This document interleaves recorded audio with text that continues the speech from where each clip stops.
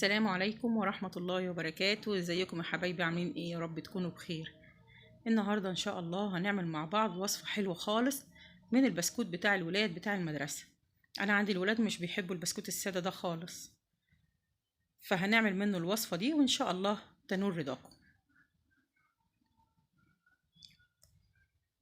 طبعا جمعت كمية زي ما انت شايفة كده من البسكوت، فهيبقى فيها السليم وهيبقى فيها برضو اللي متكسر من الولاد من الشنطة او حتى وهم بيسلموه لهم يعني.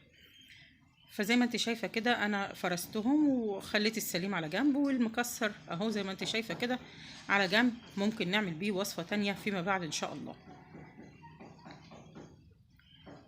هنعمل ايه بقى؟ ندخل على الوصفة بتاعتنا. انا كنت عملت معاكم قبل كده كيكة النسكافيه وعجبت الناس جدا، بس كنت حبيت اجربها مرة كمان معاكم بالقهوة، يعني بدل ما نحط نكهة النسكافيه، ما هو النسكافيه قهوة سريعة الذوبان. طيب نجرب بقى بالقهوة نفسها ونشوف الطعم هيبقى مختلف ولا لا. بصراحة كان الطعم قريب جدا جدا يعني، بس انا حبيت كيكة النسكافيه اكتر. فقدامكم الوصفة دي والوصفة التانية اللي يحب يرجع للقناة تجربوها واللي تعجبكم ان شاء الله تعتمدوها.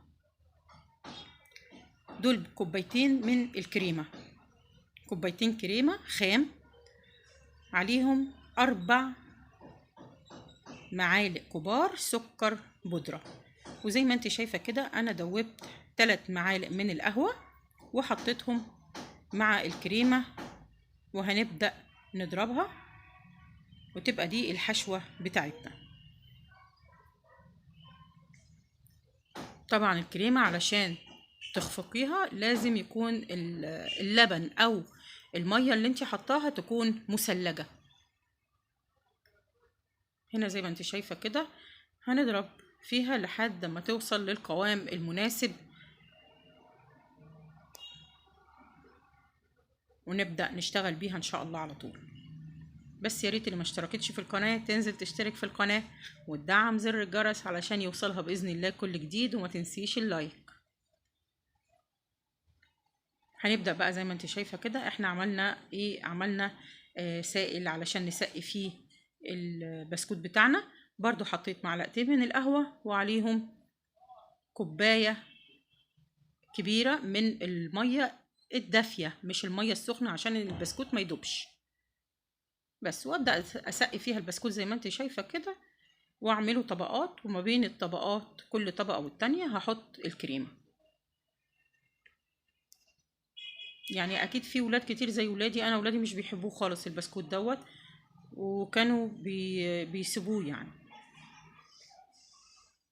فبصراحة لما عملته لهم كده عجبهم جدا، وبصراحة الصينية ما بيتتش يعني.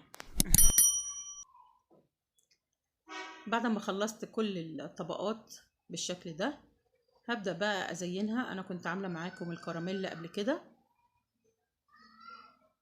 اللي حابة تشوفه هو موجود في القناة، وهسيب لكم اللينك بتاعه في صندوق الوصف ان شاء الله.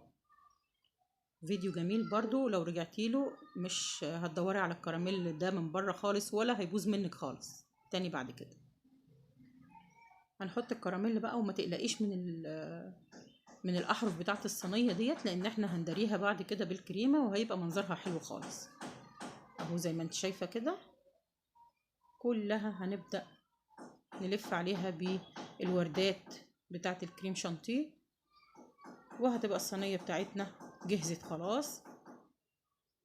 طعمها جميل جدا ووصفه حلوه وسريعه، مش هتاخد منك وقت ومش محتاجه ولا سكر ولا فرن ولا بيض، وفي منتهى الجمال. لو عجبتكم الوصفة ما تنسونيش في اللايك والشير والسبسكرايب وتفعيل جرس الإشعارات علشان بإذن الله يوصلكم كل جديد.